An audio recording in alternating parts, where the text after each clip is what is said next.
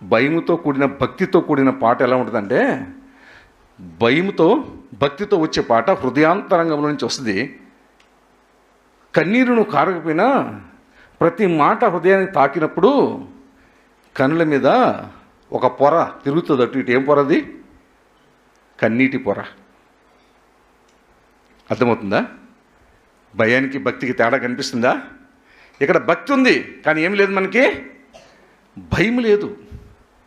పాటలు మళ్ళీ పాడుతున్నాం, అక్కడ ఏమనుకుంటున్నాం మనము ఇది భక్తి అనుకుంటున్నాం. మరి భయం సంగతి ఏంటి? ఇంకోటి, పాస్టర్ గారు కానీ అన్న కనిపించాడు.